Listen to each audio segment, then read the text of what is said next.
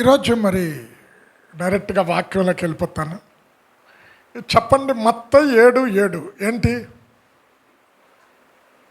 టక్కని చెప్పాలా? అడుగుడి ఇయ్యబడును, తట్టుడి తీయబడును, వెతకుడి దొరుకును. కళ్ళు మూసుకొని ప్రార్థన చేద్దాం. అత్యంత ప్రేమ, కృప, కనికరమ కలిగిన మా తండ్రి, నీ మహాకృపను బట్టి మరొక పునరుత్థాన దినాన్ని మాకు అనుగ్రహించావు.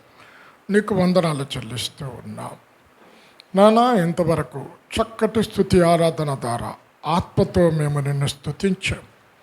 ఇప్పుడు తండ్రి, సంఘమంతా కూడా మెల్లని చల్లని నీ స్వరము వినటానికి సిద్ధంగా ఉంది. మీరు మాట్లాడండి రాజా. మాట్లాడితే ఆత్మీయంగా మేము బ్రతుకుతాం. వాక్యములో దాచబడిన సత్యములు, మర్మములు బయలుపరచబడతాయి. కనుక మీరే మాట్లాడి బోధిస్తున్న నాకు, వింటున్న సంఘానికి మీరే బోధకుడుగా ఉండి నడిపించమని యేసు నామంలో ప్రార్థించి వేడుకొనుచున్నాము తండ్రి, ఆమేన్. అమ్మ, మన పితరులు కొన్ని ఊత పదాలు మనకిస్తే ఆ ఊత పదాలు పట్టుకొని ప్రార్థన చేస్తూ ఉంటాం. మనం ప్రార్థన చేస్తున్నప్పుడు ఏమంటాం? ఎక్కడ 2-3 కూడుకుంటారో అక్కడ నీవు ఉంటావు. 2-3 కాదు, 10,000 మంది ఉన్నా ఉండడు అక్కడ. దాని తర్వాత ఏముందో తెలుసండి? 2 ఏకీభవించి అని ఉంది. అది తీసేస్తాం. 2-3 ఎక్కడ ఉంటారో అక్కడ ఉంటాం. ఇక్కడ చదవబడిన వాక్యంలో కూడా అడుగుడి ఇయ్యబడును. అడిగిన వాళ్ళందరికీ ఇస్తాడా? లేదు. దానికి ఆన్సర్ ఉంది. తట్టుడి తీయబడును, దానికి ఆన్సర్ ఉంది. వెతుకుడి దొరుకును, దానికి ఆన్సర్ ఉంది. ఇక్కడ కూర్చున్న మనమందరము కూడా ప్రతిరోజు యేసు దగ్గరకు వచ్చి ప్రార్థనలో ఎన్నో అడుగుతూ ఉంటాం. విశ్వాసులైన సేవకులు అడుగుతారు, ప్రభువా మా సంఘము గుడారాలు విశాలపరచు, నూతన ఆత్మల సంఘములో చేర్పించు, సంఘములో వచ్చిన విశ్వాసులు చక్కగా తలాంతులతో నింపబడేటట్టు చెయ్యు. ప్రతి వాడు ఏదో సందర్భంలో వారి అక్రతల కొరకు ప్రతిరోజు దేవుని కొరకు ప్రార్థన చేస్తూ ఉన్నారు. ఎవ్వరు కూడా నేను దేవుని దగ్గరకు వచ్చినప్పుడు ఏమీ అడగట్లేదండి ఎవరైనా చెప్పగలరా? అందరూ అడుగుతూ ఉంటాం. అయితే కొందరే పొందుకుంటున్నారు, కొందరు సంవత్సరాల తరబడి ప్రార్థన చేస్తున్నా, ఉపవాసం ఉన్నా, కన్నీళ్లు కారుస్తూ ఉన్నా, ప్రభువా సంవత్సరాల తరబడి అడుగుతూ ఉన్నాం, ఎందుకు ఇవ్వటంలే? ఉపవాసం ఉండి మా శరీరాన్ని నలుగగొట్టుకుంటున్నాం, ఎందుకు జవాబు రావటంలే? కారణం, మనము అడిగేటప్పుడు ఎలా అడగాలి? 7 స్టెప్స్ చెప్తాను. అమ్మ, నేను వాక్యం చదివిన తర్వాత మరలా మీరు చదవాలి. ఎందుకంటే కొత్తగా వచ్చారు కాబట్టి మీకు తెలియదు. నా గురించి తెలిసిన వాళ్ళు తెలుసుకుంటారు. యోహాను సువార్త 15వ అధ్యాయం పెట్టుకోరండి. ఇక్కడ యోహాను 15:7 నా యందు మీరు, మీ యందు నా మాటలు నిలిచియున్న ఎడల మీకేది ఇష్టమో అడుగుడి ఇవ్వబడును. చదవండి 15:7.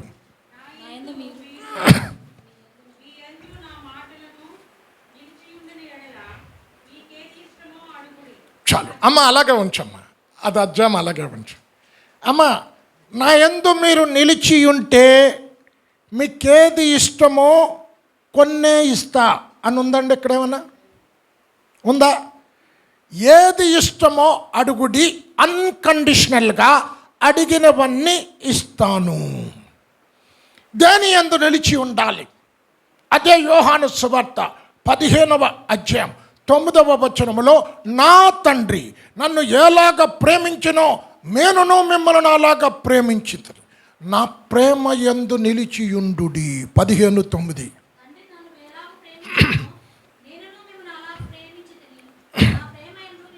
అమ్మ, ఈరోజు వర్తమానం ఏంటి చెప్పాలి? ఏంటి? నిలిచి ఉండుట. నిలిచి ఉంటే ఇస్తాను. దేని యందు నిలిచి ఉండాలి? ప్రేమ యందు నిలిచి ఉండాలి. అమ్మ, యేసు క్రీస్తు దగ్గరికి మత్తయి 22వ అధ్యాయం పట్టుకోనండి. ధర్మశాస్త్రోపదేశకులు, శాస్త్రులు, పరిసయ్యులు ఆయన శోధించాలని ధర్మశాస్త్రంలో ప్రాముఖ్యమైన ఆజ్ఞ ఏది అని అడిగారు. ప్రభులు వారు అన్నారు, నిన్ను వలె నీ పూర్ణ హృదయముతో, నీ పూర్ణ ఆత్మతో, నీ పూర్ణ మనస్సుతో నీ ప్రభువును సేవించాలి. ఇది ధర్మశాస్త్రంలో మొదటిదియు ప్రాముఖ్యమైన ఆజ్ఞ. నిన్ను వలె నీ పొరుగు వారిని ప్రేమించుము, ఇది రెండవ ఆజ్ఞ. ఇది ధర్మశాస్త్రం అంతటికని ప్రవక్తలకును ఆధారమయ్యున్నది. మత్తయి 22:36-40 అందుకాయన నీ పూర్ణ హృదయముతోను, నీ పూర్ణ ఆత్మతోను, నీ పూర్ణ మనస్సుతోను నీ దేవుడైన ప్రభువును ప్రేమింపవలననేది ఇది ప్రాముఖ్యమైనదియు మొదటిదియునైన ఆజ్ఞ. నిన్ను వలె నీ పొరుగువాని ప్రేమింపవలెనను రెండవ ఆజ్ఞయు దాని వంటిదే. ఈ రెండు ఆజ్ఞలు ధర్మశాస్త్రం అంతటికి ప్రవక్తలకును ఆధారమై ఉన్నవని అతనితో చెప్పాను. ఈ రెండు ఆజ్ఞలు ధర్మశాస్త్రం అంతటికి. అమ్మ, ధర్మశాస్త్రం అంటే ఏంటి? ఏంటి చెప్పండి? ఎన్ని? ఆది కాండం మొదలుకొని ద్వితీయోపదేశ కాండం వరకు తోరా అంటారు హెబ్రీలో ధర్మశాస్త్రం. ప్రవక్తల గ్రంథం అంటే ఎక్కడి నుండి? యెషయా నుంచి మలాకీ వరకు. అంటే ఈ రెండు ఆజ్ఞలు వీటన్నిటికీ ఆధారమై ఉన్నది. ఇక్కడ కూర్చున్న మీరు ఎంతమంది మారు మనసు పొందారు? చేతులు ఎత్తండి. మారు మనసు పొందిన వాళ్ళంతా అమ్మాయి ఎవరు ఎత్తట్లేదు. ఇప్పుడు వాక్యం చెప్పిందా తత్తాలి మీరు. అమ్మ, ఏదో పై బోధలు వింటున్నాం. ప్రకటన 2వ అధ్యాయం పట్టుకోనండి.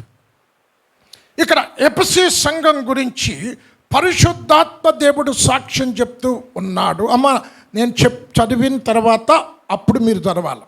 ప్రకటన 2:2 ఇక్కడ అంటున్నాడు, నీ క్రియలు నేను ఎరుగుదును, నీ కష్టమును నీ సహనమును నేను ఎరుగుదును. ఈ సంఘానికి ఏముందన్నా? క్రియలు ఉన్నాయి. పరిశుద్ధ గ్రంథంలో జేమ్స్ 2nd చాప్టర్ 26 వర్సెస్లో విశ్వాసం ఉండి క్రియలు లేకపోతే ఫిల్ చేయాల మృతము. ఈ సంఘానికి ఏముంది? క్రియలు ఉన్నాయి. రెండోది ఏముంది? కష్టపడుతున్నారు. దేని కొరకు? సంఘ అభివృద్ధి కొరకు, ఆత్మల సంపాదన కొరకు, సంఘాల ఉద్యమ కొరకు కష్టపడుతున్నారు. ఇంకేముంది? సహనం ఉంది. యేసుక్రీస్తు ప్రభుల వారు ఎండ్ డేస్లో జరగబోవు సంఘటనను మత్తయి 24వ అధ్యాయం 13వ వచనములో ఏముందమ్మా? అంతము వరకు సహించువాడెవరో వాడే రక్షణ పొందుతాడు. అంటే ఏముంది? వీరికి సహనం ఉంది. ఇంకేముంది? దుష్టులను సహించుట లేదు. అంటే మంచి ఉంది, చెడు లేదు. ఇక్కడ కూర్చున్న మన అందరిలో లేని బెస్ట్ క్వాలిటీ ఉంది. ఏంటో తెలుసా? అపోస్తులు కాకయే అపోస్తులు అని చెప్పుకున్న వారిని అబద్ధీకులను గుర్తెరిగారండి. అంటే ఏముంది? వాక్య జ్ఞానం ఉంది. ఈ రోజున రకరకాల తప్పుడు బోధలు, తప్పుడు సిద్ధాంతాలు, వాక్య జ్ఞానము లేనటువంటి వచ్చే ఈరోజు గుడ్డిగా ఏ సేవకుడు వచ్చి వాక్యం చెప్పినా నమ్మమని లేదండి. బైబిల్లో ఉందా లేదా చూసుకోవాలి. అమ్మ, అది అలాగే ఉంచే అధ్యాయము యాక్ట్స్ 17th చాప్టర్కి వెళ్ళండి. ఇక్కడ బెరయా సంఘాన్ని గురించి భక్తుడైన పౌలు చెప్తూ ఉన్నాడు. తెస్సలోనిక సంఘ సభ్యుల కంటే వీరు శ్రేష్ఠులు. ఎందుకు? పౌలు కంటే గొప్ప బోధకుడు ఉన్నాడండి. యేసే తర్వాత పౌలే కదా గొప్ప సేవ చేసింది. పౌలు వాక్యాన్ని బోధిస్తే అలాగున్నదో లేదో ధర్మశాస్త్రాన్ని తెరిచి చూచేరట. 17-11 చదవమ్మా. వీరు దెస్సలోనికలో ఉన్న వారి కంటే గనులై ఉండిరి గనుక ఆసక్తితో వాక్యమును అంగీకరించి పౌలును శీలయును చెప్పిన సంగతులు అలాగున్నవో లేవో అని ప్రతి దినమును లేఖనములు పరిశోధించి అది పరీక్షించాలండి. ఎందుకు నేను వాక్యం చెప్పి చదివిస్తున్నా? ఎక్కడికి వెళ్ళినా అది చేస్తా. ఎందుకో తెలుసా? వాక్యము దైవజనుడు చెప్పింది ఉందా లేదా అది చూసుకోవాలి. లేనిది చెప్తే అబద్ధ బోధ. ఇక్కడ అపోస్తులు కాకయే అపోస్తులు అని చెప్పుకున్న వారిని అబద్ధీకుడని గుర్తెరిగే. అంటే వాక్య జ్ఞానం ఉన్నది. ఇంకేముంది? నా నామము నిమిత్తం భారము భరించి అలయలేదు. అమ్మ, అలసిన ఏసావు ఏం చేశాడమ్మా? జ్యేష్ఠత్వపు హక్కులు అమ్ముకున్నాడు. ఇక్కడ అలయలే, సేవలో అలయలే, భారము భరిస్తూ ఉన్నారు. ఏంటి భారం? క్రీస్తు ప్రభుల వారు Galatians 6th chapter 2nd verse ఒకని భారము ఒకరు భరించుచు ఈలాగన క్రీస్తు నియమాన్ని పాటించండి అంటే భారాన్ని భరిస్తూ ఉన్నారు. అమ్మా ఇప్పుడు నేను అడుగుతున్నా, అన్నీ చెప్పి ఏమన్నాడు తెలుసా? మీరు మారు మనసు పొంది మొదటి ప్రేమకు వచ్చినా సరే, లేకపోతే దీపస్తంభాన్ని మీ యొద్ద నుండి తీసివేస్తా. చదువమ్మప్పుడు ప్రకటన 2:2. నీ క్రియలను, నీ కష్టమును, నీ సహనమును నేను ఎరుగుదును. నీవు దుష్టులను సహింపలేవనియు, అపోస్తులు కాకయే తాము అపోస్తులమని చెప్పుకొని వారిని పరీక్షించి వారు అబద్ధికులని నీవు కనుగొంటివనియు, నీవు సహనము కలిగి నా నామము నిమిత్తము భారము భరించి అలయలేదనియు నేను ఎరుగుదును. అయినను మొదట నీకుండిన ప్రేమను నీవు వదిలితివని నేను నీ మీద తప్పు ఒకటి మోపవలసి ఉన్నది. నీవు ఏ స్థితిలో నుండి పడితివో అది జ్ఞాపకము చేసుకొని మారు మనస్సు పొంది. చాలు అమ్మ, ఇక్కడ మిమ్మల్ని అడుగుతున్నా, మీరు దగ్గర నుంచి జవాబు రావాలి. ఈ సంఘం దేవుని డబ్బు దొంగిలిస్తున్నట్టు ఉందా? ఈ సంఘం వ్యభిచారం చేసినట్టుందా? ఈ సంఘం చెడ్డ మాటలు మాట్లాడినట్టుందా? లే, అన్ని మంచి క్వాలిటీస్ ఉన్నాయి. అయితే ఏమి లేదు, ప్రేమలే. ప్రేమ లేకపోతే మారు మనసులే. మారు మనసు అంటే మనం పాపాలన్నీ అది కూడా కాదని అంటలే, అదొక పార్ట్. అది మారు మనసు అని అంటే మనం చెడు వ్యసనాలు విడిచిపెట్టడం, తాగుడు విడిచిపెట్టడం, ఓకే, అది కూడా కాదని అంటలే. అంటే వాక్యం ఏమి చెప్తుంది?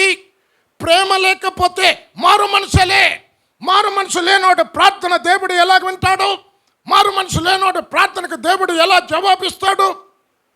అమ్మా ఇక్కడ కూర్చున్న మీరు గలతీ 5వ అధ్యాయం 14వ వచనంలో ఇక్కడ ఏమన్నాడు? ధర్మశాస్త్రం అంతయు నిన్ను వలని పొరుగు వారిని ప్రేమించుము అన్న ఒక్క మాటలో సంపూర్ణమయ్యున్నది. గలతీ 5:14. ధర్మశాస్త్రం అంతయు నిన్ను వలె నీ పొరుగు వారిని ప్రేమించుము అని ఒక్క మాటలో సంపూర్ణమై ఉన్నది. అమ్మ అంటే అర్థం ఏంటి? ఒక్క ఆజ్ఞ నెరవేరిస్తంట ఎంటైర్ బైబిల్ అంతా నెరవేర్చినట్టంట. ఒక్క మాటలో సంపూర్ణమై ఉన్నది. అమ్మ జరిగిన సంఘటన ఒకటి చెప్తాను. ఇప్పుడు అత్తండమ్మ, ఈ వాక్య ప్రకారం మారు మనసు పొందాను అన్నవాళ్ళు అత్తండి. స్త్రీలు అన్నవారు మా అత్తను నేను ప్రేమిస్తున్నా, మా ఆడపడుచుని నేను ప్రేమిస్తున్నా అంటే జరిగిన సంఘటన ఒకటి చెప్తాను. ఇది చైనాలో జరిగిన సంఘటన. చైనాలో ఇద్దరు రోడ్డు మీద నడుచుకుంటూ వెళ్ళిపోతున్నారు, ఇద్దరు స్త్రీలు. జరిగిన సంఘటన, ఆమె వయస్సు ఒక 50 years ఉంటుంది. ఏమంటారు, చేతిలో బ్యాగ్ తగిలించుకొని వెళ్తుంది. వెనకాతల నుంచి బైక్ మీద ఒక వ్యక్తి వచ్చి ఆ బ్యాగ్ గుంజుకొని వెళ్ళిపోయాడు, లాక్కొని. అందులో ఐఫోన్ ఉంది, కాస్ట్లీ ఫోను, డెబిట్ కార్డు ఉంది, ఇండియన్ కరెన్సీ ప్రకారం 10,000 క్యాష్ ఉంది. వెంటనే ఏం చేయాలమ్మా? పోలీస్ స్టేషన్ ఫోన్ చేయాలిగా, జైలే. ఫ్రెండ్ ఫోన్ తీసుకొని టెక్స్ట్ మెసేజ్ పెట్టింది.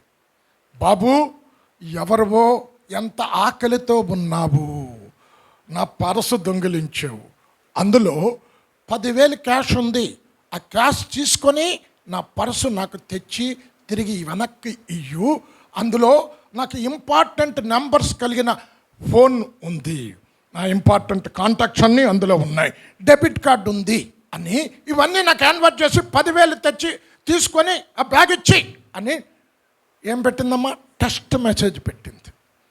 No reply. సెకండ్ డే మరలా ఇంకో టెక్స్ట్ మెసేజ్ పెట్టింది. బాబు, ఒకవేళ అందులో ఉన్న 10,000 కనుక చాలకపోతే అందులో డెబిట్ కార్డు ఉంది, నా పిన్ నెంబర్ ఉంది, 1,00,000 రూపాయలు తీసుకో అందులో క్యాష్. అయితే నువ్వు ఒక యవ్వనస్తుడివి, ఇలాగే దొంగతనం చేస్తూ ఉంటే ఏదో ఒక రోజు పోలీసులు నిన్ను పట్టుకుంటారు, నీ యవ్వన దశ అంతా పాడైపోతుంది, దయచేసి ఇంకెప్పుడు దొంగతనం చేయవద్దు. అందులో ఆ డెబిట్ కార్డ్ తీసుకొని ₹1,00,000 తీసుకొని నా ఐఫోన్ నాకు కన్వర్ట్ చేసి, అది నాకు చాలా ఇంపార్టెంట్, అందులో ఒక బుక్ ఉంది, అది కూడా ఇంపార్టెంట్, అది డైరీ ఉంది, తెచ్చిచ్చేయి అని సెకండ్ డే మెసేజ్ పెట్టింది. No reply. థర్డ్ డే మరలా ఒక మెసేజ్ పెట్టింది. ఏమన్నా తెలుసా బాబు, ఒకవేళ అందులో డెబిట్ కార్డులో ఉన్న 1 lakh కూడా చాలకపోతే ఐఫోన్ కూడా అమ్మేసుకో, నా బ్యాగ్ కూడా నాకు ఇవ్వద్దు. ఏ తల్లి కన్న బిడ్డవో, ఒక తల్లిలా చెప్తున్నా, నీ బంగారు భవిష్యత్తు నాశనం చేసుకోవద్దు, దొంగతనం చేయవద్దు. థర్డ్ మెసేజ్ పెట్టింది. No reply. Fourth day direct కాలే చేసింది. స్విచ్డ్ ఆఫ్ అని వచ్చింది. ఊరుకుండా మర్చిపోయింది. 2 days తర్వాత, అమ్మ మా హైదరాబాద్లో అలవాటు ఏంటో తెలుసా, రాత్రి 1 గంట 2 అయినా మెలుగుతూ ఉంటాం. పొద్దున లగవాలంటే మహా కష్టం. ఫారెన్ వెళ్తే ఎర్లీ మార్నింగ్ 5కి లేచిపోవాలి. ఫారెన్లో 5 o'clock లేచిపోయింది. లేచి ఆ ఇంటి ముందు ఉన్న చెట్లకు నీళ్ళు పొద్దామని, ఇంకా చిమ్మ చీకటి ఉంది, కాలికి ఏదో తగిలింది. చూసేసరికి బ్యాగ్ గబగబ లోపలికి వచ్చి లైట్ వచ్చి చూసేసరికి ఆమె హ్యాండ్ బ్యాగ్ జిప్ ఓపెన్ చేసింది. 10,000 క్యాష్ ఉంది, డెబిట్ కార్డు ఉంది, ఐఫోన్ ఉంది, ఏది పోలే. దాంతోపాటు ఒక లెటర్ రాసి అందులో ఉంది, అమ్మా ఎవరు కూడా ఈ దొంగను ఇంత ప్రేమతో ఎవరు మాట్లాడలేదు, నీ ప్రేమ నన్ను మార్చివేసింది, ఇక మీదట నేను దొంగతనం చేయను. జరిగిన సంఘటన తల్లి, ఇక్కడ కూర్చున్న మీరు, ఇప్పుడు మిమ్మల్ని 2వ ప్రశ్న వేస్తాను. మనం బాప్తిష్యం తీసుకున్నప్పుడు ఏం చేస్తున్నాం? కొత్తగా జన్మిస్తున్నాం. ఎంతమంది బాప్తిష్యం తీసుకున్నారు చెప్పండి? అంటే మీరు ఏంటమ్మా చెప్పాలా? కొత్తగా జన్మించారు. ఇప్పుడు చెప్పండి, వాక్యం తీసి చూపిస్తా. 1 యోహాను 4వ అధ్యాయం 7వ వచనము, ప్రేమ దేవుని మూలముగా పుట్టినది, ప్రేమించు ప్రతివాడు దేవుని మూలముగా పుట్టినవాడు. చదవమ్మా 1 యోహాను 4:7.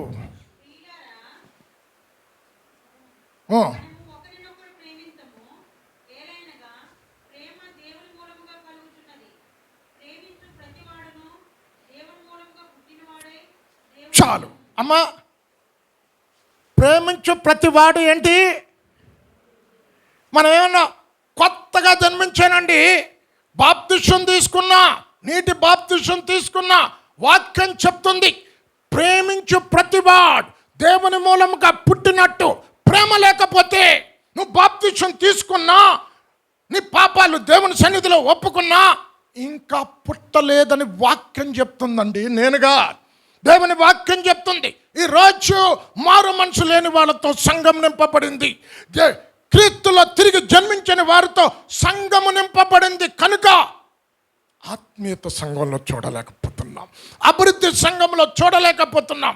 ఇప్పుడు అమ్మా, నీకు 2 కొడుకులు ఉన్నారు, జాగ్రత్తగా వినండి. ఒకడు చెడు అలవాట్లు బానిసయ్యాడు, ఒకడు మంచి కొడుకు. ఇద్దరు నీ దగ్గరికి వచ్చారు, మమ్మీ నాకు 5,000 ఇయ్యు అని అన్నాడు. ఎవరికి ఇస్తామమ్మా? చెప్పాలమ్మా సిస్టర్ గట్టిగా. ఎవరికి? మంచోడికి. ఆడు కూడా నీ కొడుకేగా. యాకోబు రాసిన పత్రిక 2వ అధ్యాయం పట్టుకోండి. కాండక్ట్ సర్టిఫికెట్ అంటే తెలుసు కదండి. ఏంటి కాండక్ట్ సర్టిఫికెటు? స్కూల్లో, కాలేజీలో, యూనివర్సిటీలో ఎడ్యుకేషన్ అంతా అయిపోయిన తర్వాత కాండక్ట్ సర్టిఫికెట్ ఇస్తాడు, తెలుసు కదమ్మా.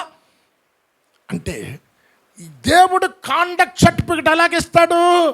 బా, కిషోర్ వాక్యం బోధిస్తున్నాడండి, గుడ్ కాండక్ట్. నో, లేక మీ పాస్టర్ గారు పవన్ గారు సంఘాన్ని నడుపుతున్నాడు, is a good character. No, ఆయన కాండక్ట్ ఎలా నియమిస్తాడు? మెట్టుకు సహోదరులారా, నిన్ను వలె నీ పొరుగు వారిని ప్రేమించుము అన్న ప్రాముఖ్యమైన ఆజ్ఞ నెరవేర్చిన ఎడల బాగుగా ప్రవర్తించిన వారగుదురు. ప్రవర్తన అంటే ఏంటి చెప్పండి? కాండక్ట్. యాకోబు 2:8. మెట్టుకు నీవలే నీ పొరుగువాని ప్రేమించుమను లేఖనములో ఉన్నట్టి ప్రాముఖ్యమైన ఈ ఆజ్ఞను మీరు నెరవేర్చిన ఎడల బాగుగానే ప్రవర్తించువారగుదురు. అమ్మా, ప్రవర్తన అంటే ఏంటమ్మా? కాండక్ట్ కదా, బిహేవియర్ కదా. అంటే దేవుని కాండక్ట్ సర్టిఫికెట్ ఏంటి? సంఘం నడుపుతున్నా గుడ్ కాండక్ట్, నో. ఈయన తలాంతులున్నా గుడ్ కాండక్ట్, నో. ప్రేమ కలిగిన వాడ్, గుడ్ క్యారెక్టర్. దేవుడిచ్చే కాండక్ట్. ప్రేమ నీలో ఉంటే గుడ్ క్యారెక్టర్, ప్రేమ లేకపోతే బ్యాడ్ క్యారెక్టర్. ఒకవేళ ఒక వ్యక్తి యూనివర్సిటీలో గోల్డ్ మెడలిస్ట్, యూనివర్సిటీ నుంచి బయటకు వచ్చినప్పుడు బ్యాడ్ కాండక్ట్ అని కాండక్ట్ సర్టిఫికెట్ ఇచ్చాడు. అమ్మా, ఇండియాలో ఎక్కడైనా జాబ్ దొరుకుతుందా? అరే, నువ్వు గోల్డ్ మెడలిస్ట్ అమ్మా, యూనివర్సిటీలో నంబర్ 1 స్థానం నీకు. నీకున్న జ్ఞానం, నీకున్న వివేకం ఎవరికి లేదు. ఎక్కడా దొరకదు జాబు. నీ కాండక్ట్ బాగా లేకపోతే, ఇక్కడ కూర్చున్న మనం నీ ప్రవర్తన బాగు లేకపోతే నీ ప్రార్థన దేవుడి ఎలా వింటాడు? ఇప్పుడే అమ్మంది కదా, 2 కొడుకులే, చెడ్డోడికి ఇవ్వదంట, ఆమె కొడుకే. మరి దేవుడు ఎలాగిస్తాడు? నువ్వే ఇవ్వవు కదా. దేవుడు పరిశుద్ధుడు, పవిత్రుడు, పాపం ఎరగని దేవుడు. ఆయన ఎలాగిస్తాడు? ఇక్కడ అంటున్నాడు, ప్రేమ యందు నిలిచి ఉండండి. ప్రేమ లేనివాడు మారు మనసులే. ప్రేమ లేనివాడు దేవుని యందు పుట్టలే. ప్రేమ లేనివాడు బ్యాడ్ క్యారెక్టర్. మొదటిది. రెండవది, జాన్ 8 చాప్టర్ పట్టుకునండి. యోహాను సువార్త 8వ అధ్యాయం.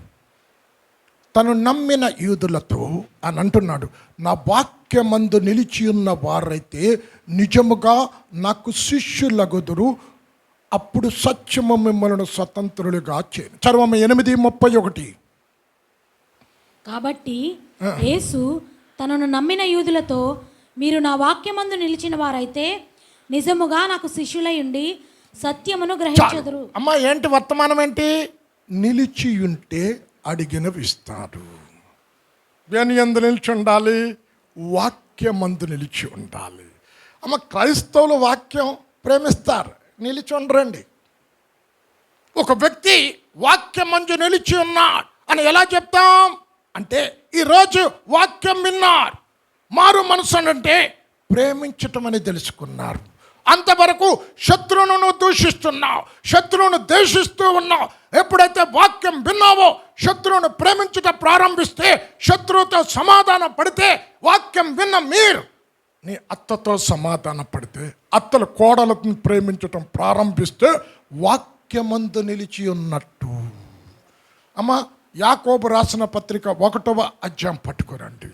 ఇక్కడ అంటున్నాడు, మీరు వినివారు మాత్రమై ఉండి మిమ్మల్ని మీరు మోసపరచుకొనకుండా వాక్య ప్రకారం ప్రవర్తించువారయ్యుండు. 1:22. మీరు వినువారు మాత్రమై ఉండి మిమ్మును మీరు మోసపరచుకొనకుండా వాక్య ప్రకారము ప్రవర్తించువారునై ఉండు. చాలు అమ్మా. ఏంటి? వినటం ముఖ్యం కాదండి, వాక్య ప్రకారం ప్రవర్తించాలి. అమ్మ, రోమీలు రాసిన పత్రిక 2వ అధ్యాయం పట్టుకో అమ్మా. ఒకసారి దేవుడు ఈ లోకానంతా చూశాడు, ఒక్కడు నీతిమంతుడు కనబడలేదు. నోహ్ ఒక్కడే. నోహ్, ఈ తరము వారిలో నువ్వు ఒక్కడవే నీతిమంతుడివి, నీవు నీ కుటుంబం ఓడలో ప్రవేశించండి అన్నాడు. ఇక్కడ కూర్చున్న మీరు వాక్యం బోధిస్తున్నాను కదా, అబ్బా నీతిమంతుడండి అని లేదు.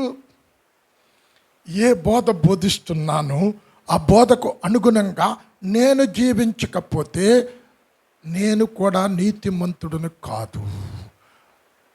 రోమన్స్ 2nd చాప్టర్ 13th verseలో ధర్మశాస్త్రము వినువాడు దేవుని దృష్టిలో నీతిమంతుడు కాదు, కానీ ధర్మశాస్త్ర ప్రకారం జీవించువాడు నీతిమంతుడు. 2:13. ధర్మశాస్త్రము వినువారు దేవుని దృష్టికి నీతిమంతులు కారు గాని ధర్మశాస్త్రమును అనుసరించి ప్రవర్తించు వారే నీతిమంతులుగా ఎంచబడుదురు. అమ్మ, దేని ఎందుకు నిలిచి ఉండాలి? మొదటి స్టెప్పే లేదండి మనకి, 2వ స్టెప్లోకి వచ్చేసాం. వాక్యమందు నిలిచి ఉండాలి. వాక్యమందు నిలిచి ఉన్నవాడు ఏం చేస్తాడో తెలుసా? ఆయన ఆజ్ఞలు నెరవేరుస్తాడు. ఇప్పుడు ఇక్కడ కూర్చున్న మీరు 119 కీర్తన పెట్టుకోనండి. బైబిల్ ఏం చెప్తుందో తెలుసా? నీ ధర్మశాస్త్రమును అనుసరించుటకు బుద్ధి దయచేయు. అంటే ధర్మశాస్త్రం అనుసరించినోడు ఏంటి? వాక్యాన్ని అనుసరించినోడు ఏంటమ్మా? బుద్ధి లేనోడు. 119:34 చదవమ్మా. నాకు బుద్ధి దయచేయము. చాలు అమ్మా. వాక్యానుసారంగా జీవించిన వాడు ఏంటి చెప్పాలా మీరే? బుద్ధి లేనోడు. మనం అంటాం కదా, ఇడు బుద్ధి మాంద్యం కలిగినోడు అంటే అంట. బుద్ధి లేనోడికి ఇస్తావమ్మా డబ్బులు నువ్వు?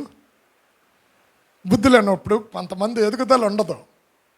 తన్ని 20 సంవత్సరాలైనా తల్లి ఎదురు కొంతమంది ఉంటారు కదా, ఏమంటారు, మెంటల్లీ హ్యాండిక్యాప్డ్ అంటారు కదా.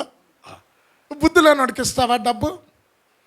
ఇక ఆయనే అంటున్నాడు, మత్తయి 7వ అధ్యాయం 24వ వచనంలో, ఈ నా మాటలు విని వాటి చెప్పున చేయు ప్రతి వాడు బండ మీద ఇల్లు కట్టుకొనిన బుద్ధిమంతుని పోలియుండును.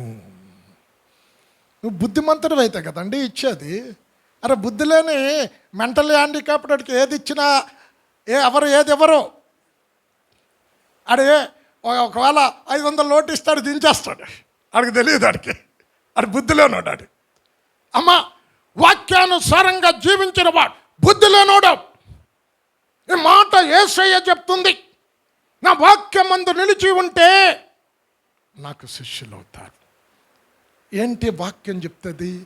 119, 105లో నీ వాక్యం నా పాదములకు దీపం. అంటే నేను నడుస్తున్న మార్గంలో తొట్టిల్లకుండా దీపము లెక్క పనిచేస్తా. నా త్రోవకు వెలుగు. నాకు ఒక మార్గాన్ని చూపెడతా, త్రోవను చూపెడతా. ఎక్కడికి వెళ్ళే మార్గం? కీర్తన 43:3వ చరణంలో ఇక్కడ అంటున్నాడు ఆయన. ఎక్కడ? నీ తెలివిని ఆయన గుడారానికి నడిపిస్తాది. చదవమ్మ 43:3. నీ వెలుగును నీ సత్యమును బయలుదేరజేయు. అమ్మ ఏంటి? అవి నాకు త్రోవను చూపును. ఎక్కడికి? అవి నీ పరిశుద్ధ పర్వతమునకును నీ నివాస స్థలమునకును నన్ను తోడుకొని వచ్చు. ఎక్కడికి? పరలోకానికి తోడుకొని వచ్చేది. అది వాక్యం. నీ వెలుగు సత్యమును బయలుదేరికి అవి నాకు త్రోవ చూపుతాడు. నేను నడుస్తున్న మార్గం నిత్య మార్గమేనా? నేను నడుస్తున్న మార్గంలో నడిస్తే నిత్య జీవాన్ని పొందుకుంటానా? తండ్రి అయిన దేవుణ్ణి కలుసుకుంటానా? చూపించేది వాక్యం. అయితే ఆ వాక్యం ముందు నిలిచి ఉండాలి. వాక్యం వింటాం నేర్చుకున్నారు. నిలిచి ఉండటం నేర్చుకోలేదండి క్రైస్తవులు. అమ్మ, ఇది 7 పాయింట్లు. యాక్చువల్లీ ఇది పూర్తిగా చెప్తే 1 hour 45 minutes పడుతుంది ఒక్క వర్తమానం. మనం అన్ని లెంత్ మెసేజెస్ కనుక ఇక్కడితో ఆపుతున్నాం. అమ్మ, రెండవది ఏంటి? వాక్యమందు నిలిచి ఉండాలి. 3 కొలోషియన్స్ 4th chapter 2nd verseలో ప్రార్థనలో నిలకడగా ఉండండి. అంటే ప్రార్థన యందు నిలిచి ఉండాలి. అమ్మ, ఇక్కడ కూర్చున్న మీరు ప్రార్థన చేస్తున్నారా? సంఘానికి వచ్చే వాళ్ళు ఖచ్చితంగా చేస్తారు. రాని వాళ్ళు ఉంటారు కదా, ఎవరు? క్రిస్టమస్కి, గుడ్ ఫ్రైడేకి, ఈస్టర్కి చూడండి చర్చిలన్నీ నిండిపోతాయి. అది పండగ గ్రహిస్తోళ్ళు. అమ్మ, ప్రార్థన చేస్తాం ఎప్పుడు? కష్టం వచ్చినప్పుడు, కొంతమంది సమస్య వచ్చినప్పుడు. అంటే ప్రార్థన నీ అలవాటుగా ఉండాలి. ఉదయాన్న లెగవగానే మొట్టమొదటి మాట దేవునితో మాట్లాడాలి. భక్తుడైన దావీదు కీర్తన 5వ కీర్తన 3వ చరణములో, ఉదయమున నా కంఠస్వరము నీకు వినబడను, నీ సన్నిధిని ప్రార్థన సిద్ధము చేసి కాచియుందును. 5:3. యెహోవా, ఉదయమున నా కంఠస్వరము నీకు వినబడును, ఉదయమున నా ప్రార్థన నీ సన్నిధిని సిద్ధము చేసి కాచియుందును. అంటే ప్రార్థన లెగవగానే మొట్టమొదటి మాట దేవునితో మాట్లాడే అనుభవం కలిగి ఉండాలి. ప్రార్థనలో నిలిచి ఉన్నవాడు లెగవగానే మొట్టమొదట మాట దేవునితో మాట్లాడతాడు. మనం ప్రార్థన చేస్తాం ఎప్పుడు? కష్టం వచ్చినప్పుడు, సమస్య వచ్చినప్పుడు, వ్యాధి వచ్చినప్పుడు, అప్పుడు కాదండి. ప్రార్థన నీ అలవాటై ఉండాలి. ఎలాగా? 3 పూటలు ఎలా తింటాం? బ్రేక్ఫాస్ట్ తింటాం, లంచ్ తింటాం, డిన్నర్, ఇంకా కొంతమంది స్నాక్స్ అంటారు. కడిపేవారికి దేవుడు. అమ్మా ప్రార్థన. ఒక ఆయన అన్నాడు, బాబు ప్రార్థన చేస్తారా అంటే, రోజుకు 3 సార్లు చేస్తానండి అన్నట్టు. అమ్మ బాబాయ్, డానియేలు ప్రార్థన చేస్తున్నాడు. ఈయన బాబు ఎప్పుడు చేస్తా అంటే, బ్రేక్ఫాస్ట్ తిన్నప్పుడు, లంచ్ తిన్నప్పుడు, డిన్నర్ తిన్నప్పుడు అంట.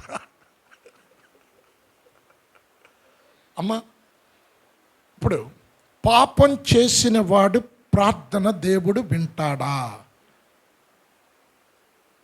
1 సమూయేలు 12వ అధ్యాయం పట్టుకునండి. పాపం అంటే మనం ఏమనుకుంటాం? తాగితే పాపం, వ్యభిచారం చేస్తే పాపం, దొంగతనం చేస్తే పాపం. ఇక్కడ సమూయేలు ప్రవక్త అంటున్నాడు, 1 సమూయేలు 12వ అధ్యాయం 23వ వచనంలో, నా మట్టుకు నేను మీ నిమిత్తం ప్రార్థన చేయుట మానుట వలన యెహోవాకు విరోధముగా పాపం చేసిన వాడు నగుదును. 12:23. నా మట్టుకు నేను మీ నిమిత్తము ప్రార్థన చేయుట మానుట వలన యెహోవాకు విరోధముగా పాపం చేసిన వాడు నగుదును. అమ్మ ప్రార్థన లేనాడు ఏంటి? పాపంలో ఉన్నాడు. ప్రార్థన లేనివాడు పాపం చేస్తున్నాడని బైబిల్ చెప్తుంది. పాపం చేసిన వాడు అడిగినవి దేవుడు ఇస్తాడా? ఎవడు? ఎందుకు ప్రార్థన చెయ్యాలి? యేసే అంటున్నాడు కదా, శోధనలో పడకుండా మెలకుగా ఉండి ప్రార్థన చెయ్యండి. అమ్మ ఇప్పుడు ఎరుకో గోడను స్తుతుల ద్వారా కొలగొట్టారు. ఎరుకో తర్వాత ఎక్కడికి వెళ్ళారమ్మా? హాయి పట్టణ ప్రజల ఎదుట నిలబడ్డారు. హాయి పట్టణ ప్రజల ఎదుట నిలబడలేక పారిపోయి పీటీ ఉషా పరిగెత్తినట్టు పరిగెత్తుకొచ్చారు, చంపుతూ ఉంటే. అప్పుడు యెహోషువ నెత్తి మీద బూడిద పోసుకొని గోనెపట్ట కట్టుకొని, ప్రభువా అంత గొప్ప పట్టణాన్ని ఏమీ కాకుండా పడగొట్టాం, ప్రాకారాలు పడగొట్టాం, చిన్న పట్టణమైన ఆయి పట్టణాన్ని మేము ఎందుకు జయించలేకపోయాం అంటే ప్రార్థన చేయలే. దేని మీద ఆధారపడ్డాడు? వేగుల వారిని పంపాడు. ఇంటెలిజెన్స్ రిపోర్ట్, వేగుల వారిని వెళ్ళి వేగు చూసి ఆయి పట్టణాన్ని రా అంటే వాళ్ళని అంత పెద్ద పట్టణం ఫూ అని ఉద్దేశం 3,000 మంది చాలు, కాకపోతే 5,000 మంది ఉంటే ఈజీ కొట్టుకొచ్చేస్తా అన్నారు. నిలవలేక పారిపోయారు. ఇప్పుడు ప్రార్థన చేసిన తర్వాత చెప్తున్నా, నిషిద్ధమైనది మీ దగ్గర ఉన్నది, అది తీసివేస్తే తప్ప నా సన్నిధి మీతో రా. ఇది ఎప్పుడు చేయాలి?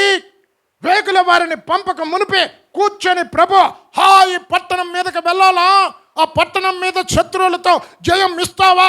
చేయలే ప్రార్థన. చిన్న పనేనా పెద్ద పని? నువ్వు కొన్నిసార్లు స్మాల్ వర్క్, చిన్న పని అండి, అవసరం లేదులే, డ్యామేజ్ అవుద్ది ప్రార్థన చేయకపోతే. అది చిన్న పనైనా పెద్ద పనైనా ప్రార్థన చేస్తే జయమిస్తాడు. కనుక ప్రార్థన ఎందుకు చేయాలి? ఆమె లూక్ 21 పట్టుకోమ్మా. ఇప్పుడు యేసయ్య వచ్చాడు మధ్యాకాశంలో. ఎవరు నిలబడతారు తెలుసా? మీరేమంటారు తెలుసా? బ్రదర్ వాక్యాన్ని బోధిస్తున్నాడు అని నిలబడతాడు. బైబిల్లో లేదు. లూక్ 21:36లో, జరగబోవు వీటి నల్లటిని తప్పించుకొని మనుష్య కుమారుడి రాకడ ఎదుట నిలబడటకు శక్తిమంతులగునట్లు మీరెల్లప్పుడూ ప్రార్థన చేయుచు మెలకుగా ఉండుడి. చదవమ్మా 21. కాబట్టి మీరు జరగబో వీటి నెలను తప్పించుకొని. అమ్మా ఏంటి జరగబోతుంది? అంత్యక్రీస్తు పరిపాలన, 7 ఏళ్ళు శ్రమ భూమి మీదకి రాకపోతుంది. ఇక్కడ వీటి నుండి తప్పించటానికి మనుష్య కుమారుని ఎదుట నిలవబడుటకు శక్తి గల వారు అగునట్లు ఎల్లప్పుడూ ప్రార్థన చేయుచు మెలకువగా ఉండుడని చెప్పాను. ఎవరు ఆయన ఎదుట నిలబడతారంట? ప్రార్థన చేసిన వాడు. ప్రార్థన లేకపోతే ఆయన ఎందు నిలిచి ఉన్నట్టు కా. ఇక్కడ కూర్చున్న మీరు ఆయన ఎందు మీరు నిలిచి ఉంటేనే మీరు ఏమడిగితే అది ఇస్తారు. ప్రార్థనలో నిలిచి ఉండాలి. మొట్టమొదటి మాట దేవునితో మాట్లాడండి. చివరి మాట పడుకునేటప్పుడు మా గుండె కొట్టుకుంటుందో లేదా, నువ్వేనా అమ్మో నా గుండె కొట్టుకుంటుందో లేదో అని నేను కూర్చుందా హ్యాపీగా పడుకుంటాం. అంటే తిరిగి తెల్లారే లెగుస్తున్నావంటే దేవుని కృప. ఆ రోజంతా దేవుడు నీ పని పాటలలో తోడునేడుగా ఉన్నాడు.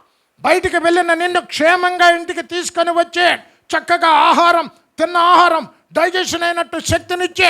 వీటన్నిటిని బట్టి ప్రార్థన చివరిగా ప్రార్థనతో వందనాలు చెల్లించి ముగించాలి. ప్రార్థన యందు నిలిచి ఉండు. మూడవది. నాలుగవది, అమ్మ 1 యోహాను 2వ అధ్యాయం పట్టుకోమ్మ. 1 John 2nd chapter. ఇక్కడ అంటున్నాడు, నా ద్వారా మీరు పొందిన అభిషేకం మీ యందు నిలిచి ఉన్నది కనుక ఎవడునూ మీకు బోధించనక్కరలేదు. అభిషేకము సత్యమే గాని అబద్ధము కాదు. 2:27. అయితే ఆయన వలన మీరు పొందిన అభిషేకము మీలో నిల్చున్నది గనుక ఎవడునూ మీకు బోధింపనక్కరలేదు. ఆయన ఇచ్చిన అభిషేకము సత్యమే గాని అబద్ధము కాదు. చాలు అమ్మా, ఉంది కదమ్మా నిల్చొని. దేనింత నిలిచి ఉండాలి? అభిషేకం అంటే ఏంటి? పరిశుద్ధాత్మ అభిషేకం నీ యందు నిలిచి ఉండాలి. అభిషేకం ప్రతి కాడిని విరగొడతాది. ఈ అభిషేకాన్ని పోగొట్టుకుంటే, పాపం చేస్తే పోగొట్టుకుంటాం. ఈ అభిషేకం సత్యాన్ని బోధిస్తుంది. అమ్మా, ఇప్పుడు మీ పక్కింటోడు వచ్చి, అమ్మా సినిమాకి వెళ్తాను, లేకపోతే షికారుకి వెళ్తాను, ఒక 500 ఇయ్య అంటే ఇస్తారా? నీ కొడుకైతేనే ఇస్తావు, నువ్వు పక్కింటోడికి ఇస్తారేంటి? దేవుడు కూడా రోమీలు రాసిన పత్రిక 8వ అధ్యాయం 9వ వచనములో, ఆత్మ లేనివాడు నావాడు కాదు. చదువమ్మా 8:9. దేవుని ఆత్మ మీలో నివసించి ఉన్న ఎడల మీరు ఆత్మ స్వభావం గలవారే గాని శరీర స్వభావం గలవారు కారు. ఎవడైనను క్రీస్తు ఆత్మ లేనివాడైతే వాడు ఆయన వాడు కాడు. అమ్మ, నువ్వు ఆయన వాడు కాకపోతే అలాగే ఇప్పుడు మీరు అన్నారుగా, పక్కింటోడికి ఇస్తారా డబ్బులు? మీరు పక్కింటోడు ఏమడిగితే అది ఇస్తారా? నీ కొడుక్కి ఇస్తావు, నీ కూతురికి ఇస్తావు. ఇక్కడ అంటున్నాడు, ఆత్మ లేనివాడు నావాడు కాదు. అమ్మా, ఈ ఆత్మ ఏం చేస్తుంది? అదే రోమన్స్ ఉంది కదా, అలాగే ఉంచండి 8th chapter. బెంగళూరులో ఒక 6 years క్రితం వైట్ ఫీల్డ్లో ఉద్యోగ సభలు పెట్టి పిలిచారు. అంతా ఐటీ వాళ్ళే ఉంటారు అక్కడ. ఒక యవనస్తురాలు లార్డ్ సప్పర్ ఇచ్చింది. సహజంగా ఉద్యోగ సభలు అంటే ఫ్రైడే, సాటర్డే, సండే తోటే క్లోజ్ ఉంటుంది ఎక్కడన్నా. లాస్ట్ డే లార్డ్ సప్పర్ ఇచ్చింది యవనస్తురాలు. అంతా అయిపోయిన తర్వాత నా దగ్గరికి వచ్చింది. అన్న ప్రార్థన చేయండి అన్న నా కొరకు. నేను ఒక ఇల్లు కొనుక్కోవాలో, ఒక కారు కొనుక్కోవాలో, దాని కొరకు ప్రార్థన చేయమంటుందేమో, లేకపోతే పిల్లల ఫ్యూచర్ కొరకు అంట. అన్న కోపం నాకు ఎక్కువ, ఆ కోపం తగ్గట్టు ప్రార్థన చేయండి అంట. ఆమె లార్డ్ సప్పర్ వస్తుందంటే, అమ్మ ఎందుకు కోపం పోలే? ఆత్మ లేదు. Romans 8th chapter 13th verse శరీరానుసారంగా జీవించిన ఎడల చావవలసిన వారై ఉందరు, ఆత్మ ద్వారా శరీర క్రియలను చంపిన ఎడల మీరు జీవించెదరు. 8:13. మీరు శరీరానుసారంగా ప్రవర్తించిన ఎడల చావవలసిన వారై ఉందరు కానీ ఆత్మచేత శరీర క్రియలను చంపిన ఎడల జీవించెదరు. ఆత్మ ఏం చేస్తుంది? నీ శరీర క్రియలను చంపివేస్తుంది. అభిషేకం నీలో ఉన్న శరీర క్రియలను చంపివేస్తా. ఈ అభిషేకం పొందుకున్న తర్వాత కాపాడుకోవాలి. అమ్మ, సౌలు తైలపు కొమ్మతో అభిషేకించగానే 1 Samuel 10:6 కొత్త మనసు వచ్చింది. దేవుని ఆత్మ అతని మీద దిగగా అనంది. ఇప్పుడు దావీదును చూచి అసూయపడ్డాడు. ఏమైందమ్మా? ఆత్మ వెళ్ళి దురాత్మ వచ్చింది. సంసోనుగా ఆత్మచేత నింపబడ్డాడు. గాడిద ఎముకతో 1000 మందిని చంపాడు. సింహాన్ని గొర్రెపిల్ల చీల్చినట్టు చీల్చే. ఆత్మ పోయింది. ఎప్పటి వలనే విరజిమ్మెదనని అనుకొనగా ఆత్మ ఎడబాసునన్న సంగతి తెలియలేదు. అమ్మా, ఆత్మ నీ లేనివా తనవాడు కాదు. అభిషేకం నీలో నిలిచి ఉన్న ఎడల అభిషేకం ఏం చేస్తుంది? 1 యోహాను 2:20 పరిశుద్ధుని ద్వారా పొందిన అభిషేకం మీలో నిలిచి ఉన్నది కనుక సమస్తమును ఎరుగుదురు. 2:20. అయితే మీరు పరిశుద్ధిని వలన అభిషేకం పొందిన వారు గనుక సమస్తమును ఎరుగుదురు. ఈయన బోధించే బోధ వాక్యానుసారమైన బోధ కాదా అన్నది ఆత్మ నీలో ఉంటే తెలుస్తుంది. ఈ ఆత్మ ఏం చేస్తుంది? John 16th chapter 13th verses, యోహాను సువార్త 16వ అధ్యాయం 13వ వచనములో సత్య స్వరూపియగు ఆత్మ మీ వద్దకు వచ్చినప్పుడు సర్వ సత్యములోనికి నడిపించును. ఆయన తనంతట తానే ఏమీయో బోధింపక వేటిని వినునో వాటిని బోధించును, సంభవింపబోవు సంగతులను తెలియజేయును. అమ్మ, ఈ ఆత్మ ఏం చేస్తుంది? యేసయ్య దగ్గర విని సంఘానికి అవసరమైన వాక్యాన్ని బోధిస్తుంది. సేవకునిలోనికి వచ్చి బోధిస్తాడు. ఇంకేంటి? సంభవింపబోవు సంగతులను తెలియజేస్తాడు. ఈ పట్టణానికి ఒక విపత్తు సంభవించినా, ఒక తుఫాను వచ్చినా, ఒక వరద వచ్చినా తెలియజేస్తుంది. ఇప్పుడు ఆన్లైన్ ఉంది కాబట్టి చెప్పలేను నేను. 2 హైదరాబాద్లో జరిగిన సంఘటన చెప్పడానికి రికార్డు అయితే కష్టం. అమ్మ, చాలా జరగబో సంగతులు చెప్పి అలాగని అన్నీ చెప్తున్నాను అనుకోకుండా తప్పుడు బోధకుడు అవుతాయి, తప్పుడు ప్రవచనాలు అవుతాయి. దేవుడు బయలుపరిచినప్పుడు చెప్పాము. అమ్మ, అభిషేకమందు నిలిచి ఉండు. సంసోను అభిషేకాన్ని పోగొట్టుకున్నాడు. సౌలు అభిషేకాన్ని పోగొట్టుకున్నాడు. ఆత్మ లేనివాడు తనవాడు కాదు. తనవాడు కానివాడికి అడిగినవి ఎలాగిస్తాడమ్మా? 4వది. 5వది యాక్ట్స్ 13th chapter పట్టుకోనండి. ఇక్కడ అంటున్నాడు 43 verse చివరి లైన్ పెద్దది ఉంటుంది. అది ఆ వచనం, నా కృపయందు నిలిచియుండుడి. చదువమ్మ 13:43.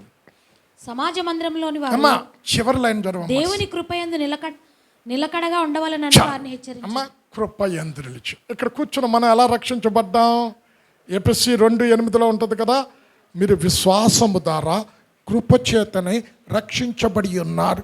ఇది మీ వలన కలిగినది కాదు, దేవుని కృపావరమే. కృప ఉచితం. ఆ కృపను కాపాడుకోవటం కష్టం. ఎందుకు?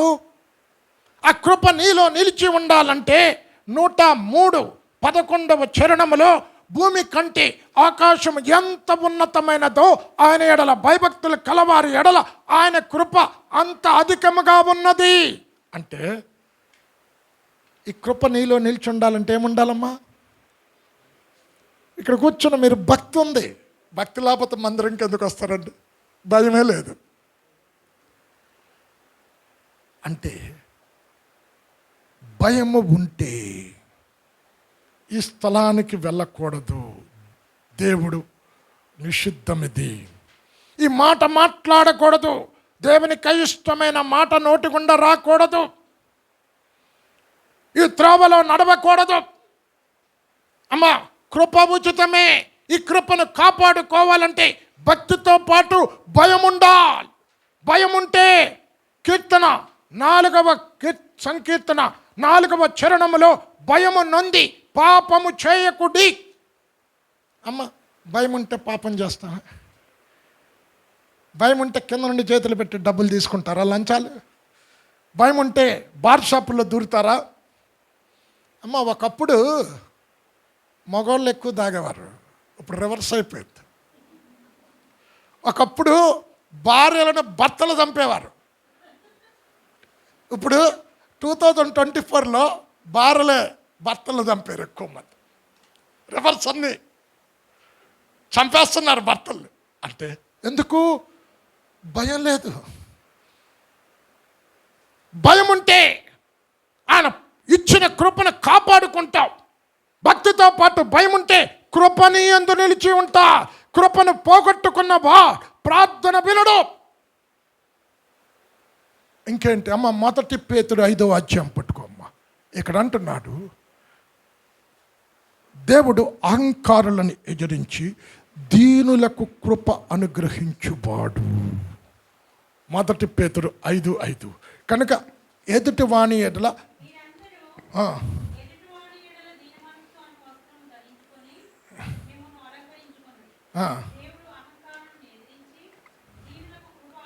చాలు అమ్మా. కృప గర్విస్తే పోగొట్టుకుంటావు. బయటనున్న వాళ్ళకి ఒక గర్వం, లోపటున్న వాళ్ళకి ఇంకొక గర్వం. ఏంటో తెలుసా? అమ్మో, నా లెక్క ప్రార్థనాపరుడే లేడు, నా లెక్క బోధించేవాడే లేడు, నా లెక్క వాయిద్యాలు వాయించేవాడే లేడు, నా లెక్క పాటగాడే లేడు. చాలా దినాల క్రితం కాకినాడలో ఉద్యోగ సభలు పెట్టాడు. నాకు యేసన్న గారి పాటలు అంటే చాలా ఇష్టం. సూర్యుని ధరించి ఆ పాట అద్భుతంగా పాడాడండి. నేను పక్క తిరిగి ఘంటసాలక్క పాడాడండి. ఏమి కంఠం ఇచ్చాడండి దేవుడు. బ్రదర్, మీ పేరేంటండి అని అడిగా. అరే, నా పేరు మీకు తెలీదా? ఈస్ట్ వెస్ట్ ఎక్కడికి వెళ్ళినా నా పేరు చెప్తారట. మరి అనుకున్నా నేను, అరే వీడికి గర్వం ఉందిరా బాబు, వీడి టాలెంట్ బట్టి గర్విస్తున్నాడు. అడిగింది పేరు అయితే ఆయన పేరు చెప్పకుండా నా పేరు మీకు తెలీదా? ఈస్ట్కి వెళ్ళినా వెస్ట్కి వెళ్ళినా ఎవరు అడిగినా చెప్తారట. ఆయనకి ఇచ్చిన తలాంతు బట్టి గర్వం. గర్వం ఉంటే కృప పోగొట్టుకుంటావు. గర్వాంధులను ఆయన ప్రేమించడు. గర్వాంధులు ఆయన ఎదుట ఒక్కసారే నిలబడతా. ఎప్పుడు? తీర్పు దినమందు. పరిశుద్ధ గ్రంథములో సామెతలు 16:18 నాశనమునకు ముందు గర్వము నడుచును, పడిపోవటకు ముందు అహంకారమైన మనస్సు నడుచును. గర్వానికి ఉండే లక్షణం, నడిచే లక్షణం ఉంది. అది నేను నీలో ఉండి నడిపించి ఎక్కడ తీసుకెళ్తుంది? నాశనానికి తీసుకెళ్తుందంట. అమ్మ, మొట్టమొదటి పాపం ఏది? గర్వంతో ప్రారంభమైంది. కనుక నా లెక్క ప్రార్థించేవారు లేరండోయ్. నేను కొంతమంది చెప్తారు, నేను ప్రార్థన చేస్తాట స్వస్థతలు వచ్చాయంటే ఈయనప్పుడు ఇక్కడ సిలువ. నాకు అర్థం కాదు. ఇలాంటి మాటలు మాట్లాడకూడదు. నేను ఎక్కడికి వెళ్ళినా నన్ను అడుగుతారు, ఏ దేశాలు తిరిగారు, ఎక్కడెక్కడ చేశారు అని. మళ్ళీ డినామినేషన్ చర్చస్లో పెద్ద లిస్టు చెప్పాలా. నాకు ఇష్టం ఉండదు. నేనంట అవేం చెప్పకండి బ్రదర్ అతను. ఎందుకంటే ఇవి దేవుని దగ్గర తగ్గించుకోవాలి. నాలో ఏ గొప్పతనము లేదు, నన్ను వాడుకున్న దేవునిలో గొప్పతనం ఉంది. నాలో ఏ జ్ఞానము లేదు, నన్ను నిలబెట్టిన నా దేవుడు మహాజ్ఞాని. అమ్మ, కృప యందు నిలిచి ఉండండి. ఇది 5వది. 6వది, యాక్ట్స్ 14:22 శిష్యుల మనస్సులను దృఢపరచి విశ్వాసమునందు నిలకడగా. 14:22 శిష్యుల మనస్సులను దృఢపరచి విశ్వాసమందు నిలకడగా. చాలు అమ్మ. దేని ఎంత నిలిచి ఉండాలి అమ్మ? ఇప్పుడు ప్రార్థన అంతా అవగానే ఏమంటావు అమ్మ అంటే అర్థం ఏంటి? అలాగే. మరి ఇంకా నమ్మకం లేకపోతే ఎందుకమ్మా అంటావు? ఎందుకంటూ?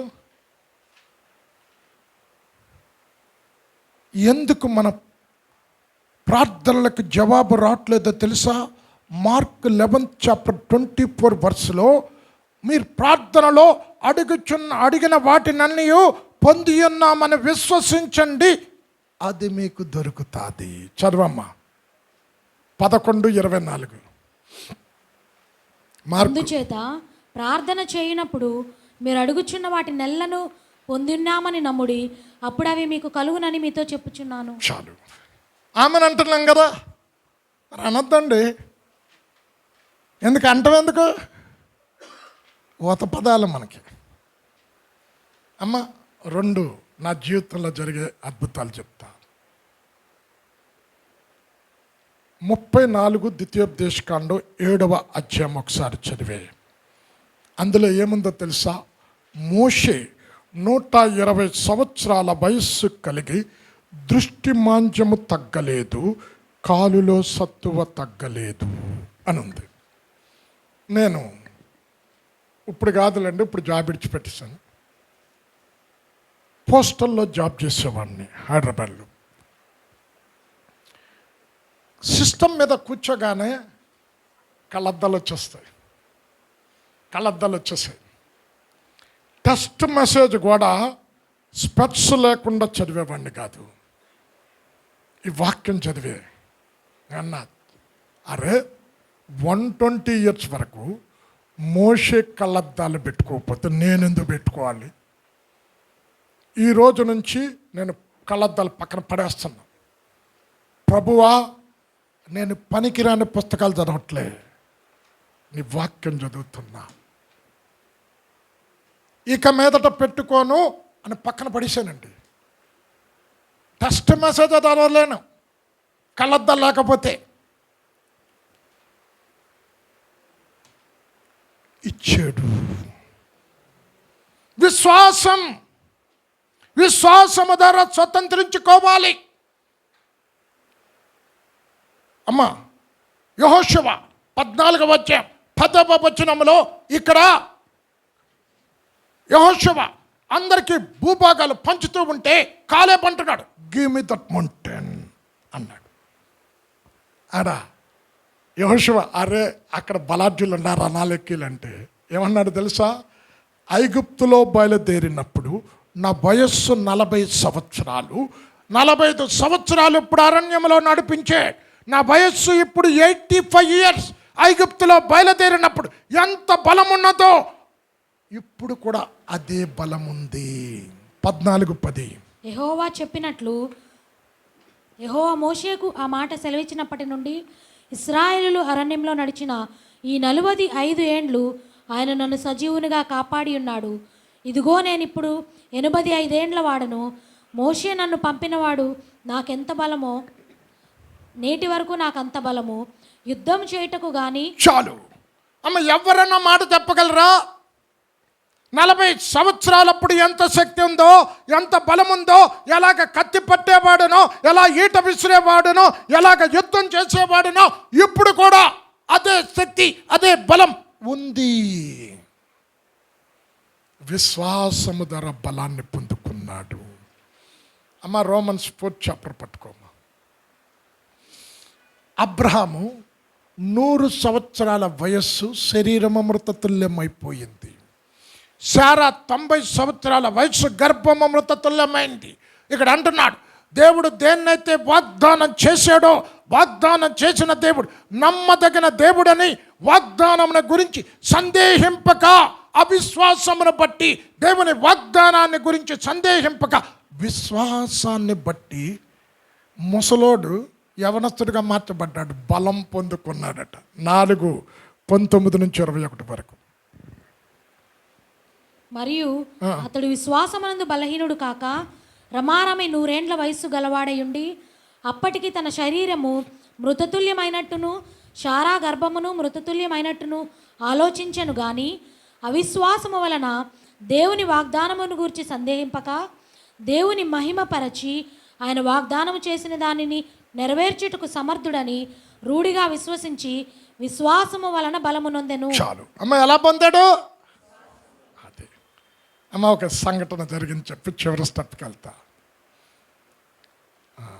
ఒక 20 సంవత్సరాలు అనుకుంటా.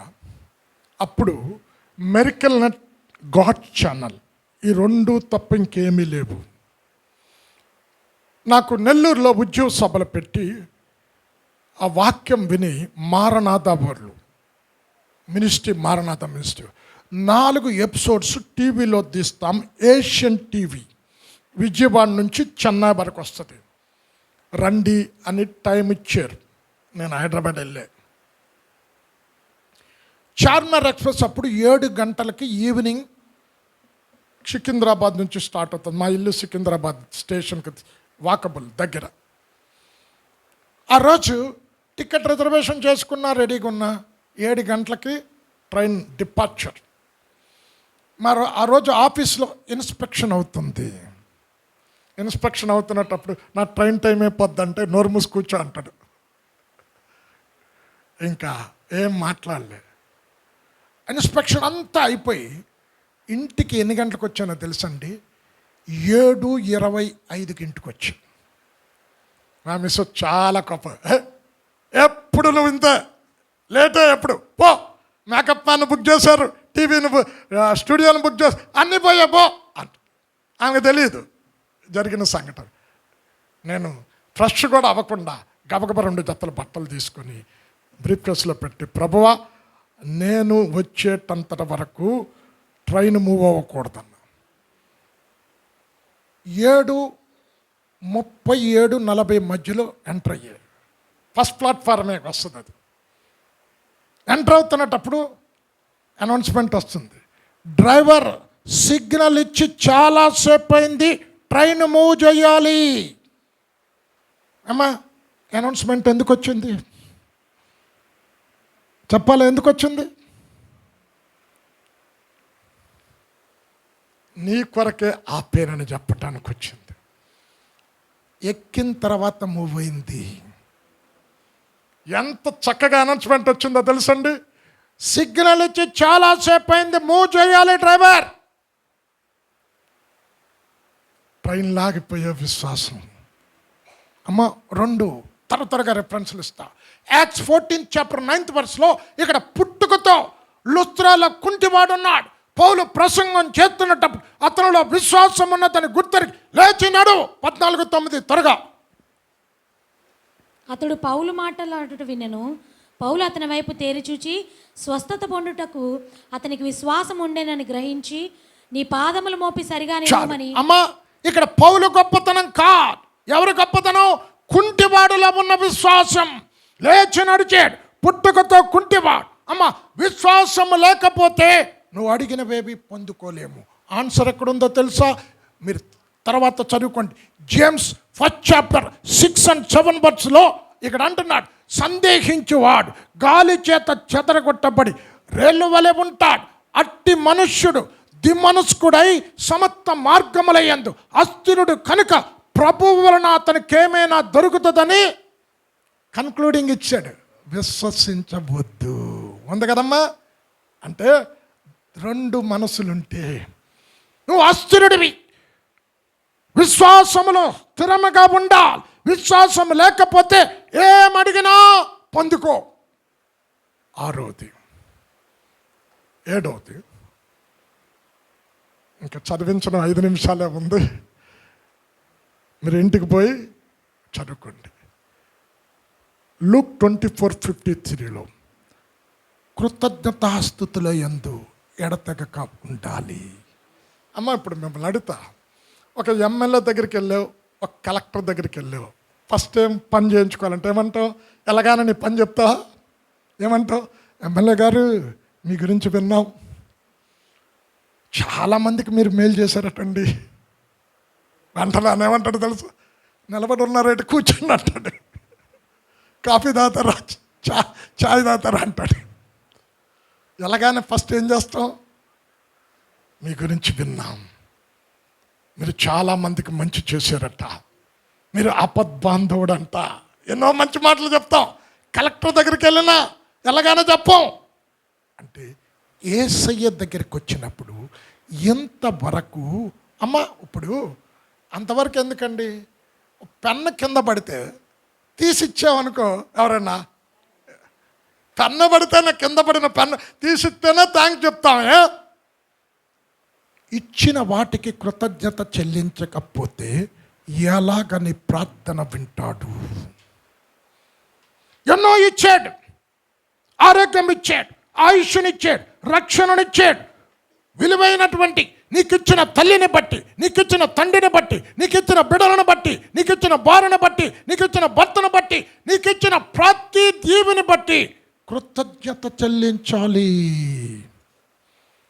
అమ్మా ఇది చాలా ఉంది, సమయం అయిపోయింది. కృతజ్ఞతలో 2 ఉన్నాయండి. Highest prize, lowest prize. అంటే ఉన్నత స్థుతి, అధమ స్థుతి. ఇక్కడ కూర్చున్న మనందరం కూడా, నాకు కూడా తెలియదు ఒకప్పుడు, దేవుడు చూపించాడు ప్రసంగంలో. క్రైస్తవులందరూ చెల్లించేది అధమ స్తుతి. ఉన్నత స్తుతి కొంతమంది చెల్లించే. అమ్మ అదొక్కటి చదువమ్మ.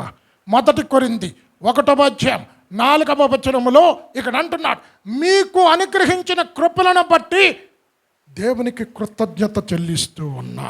1:4. క్రీస్తు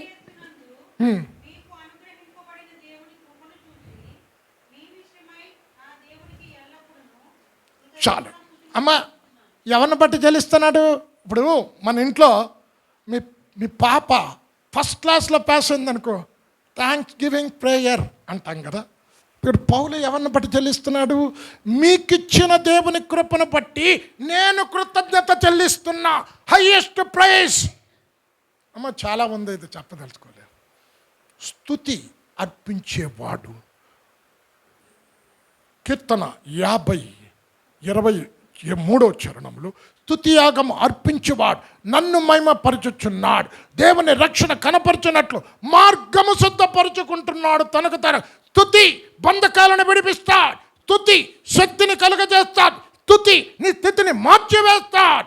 దేవుడు నీకు ఇచ్చిన వాణిని బట్టి కృతజ్ఞత చెల్లించకపోతే, ఇప్పుడు ఎవరికైనా నువ్వు సాయం చేసావండి, చాలా మేలు చేసావు, కనీసం ఆడు థ్యాంక్స్ కూడా చెప్పలే, ఏమంటారు చెప్పండి? ఒరే రెండోసారి వీడికి ఏ పని చేయకూడదురా, అన్గ్రాట్యూడ్ ఫెలోరేడు, ఎంత పని చేస్తే కనీసం థ్యాంక్స్ కూడా చెప్పలేదు అంటామా లేదండి? మరి దేవుడు ఎన్నో ఇచ్చాడు కదా, ఇచ్చిన వాటికి కృతజ్ఞత చెల్లించకపోతే ఎలాగ నీ ప్రార్థన దేవుడు వింటాడు? ముగిస్తూ ఉన్నా అని అంటున్నాడు, నా యందు మీరు మీ యందున్న మాటలు నిలిచియున్న ఎడల మీకేది ఇష్టమో అడుగుడి, అన్కండిషనల్గా ఇస్తాను. దేని యందు నిలిచి ఉండాలి? 1 ప్రేమ యందు నిలిచి ఉండండి. 2 వాక్యమందు నిలిచి ఉండండి. 3 ప్రార్థన యందు నిలిచి ఉండండి. 4 అభిషేకమందు నిలిచి ఉండండి. 5 కృపయందు నిలిచి ఉండండి. 6 విశ్వాసమందు నిలిచి ఉండండి. 7 కృతజ్ఞతాస్తుతుల యందు నిలిచి ఉండండి. What ever you ask I will give you everything. ప్రతిదీ ఇస్తా. కళ్ళు మూసుకోనండి, కళ్ళు మూసుకో. అత్యంత ప్రేమ కృప కనికరం కలిగిన మా తండ్రి, ఈరోజు మా ప్రార్థనకు ఎందుకు జవాబు రావటం లేదు? స్పష్టంగా వాక్యము ద్వారా మాట్లాడేవు. సంవత్సరాల తరబడి ప్రార్థన చేస్తున్నా కొన్నిటిని పొందుకోలేకపోతూ ఉన్నాం. ఎందుకో చెప్పారు ప్రభువా. మేమైతే మారు మనసు అంటే పాపాలు విడిచిపెట్టటం, వ్యసనాలు విడిచిపెట్టటం అనుకున్నాం. ప్రేమ లేకపోతే మారు మనస్సే లేదని చెప్పావు. ప్రేమ లేకపోతే దేవుని యందే పుట్టలేదని చెప్పావు. ఎన్నో సత్యాలు మాట్లాడారు తండ్రి. వాక్యపు వెలుగులో ఇక్కడ కూడిన ప్రతి బిడ్డ వారి జీవితాలు సరిచేసుకొని వెళ్ళటానికి కృప దయచేయండి. విన్నవారు విన్నట్టే వెళ్ళిపోకుండా వారి జీవితంలో ఒక మార్పు, ఒక పరివర్తన కలుగుటకు నీ కృప చూపించమని యేసు నామంలో ప్రార్థించి వేడుకొంచున్నాము తండ్రి. ఆమేన్.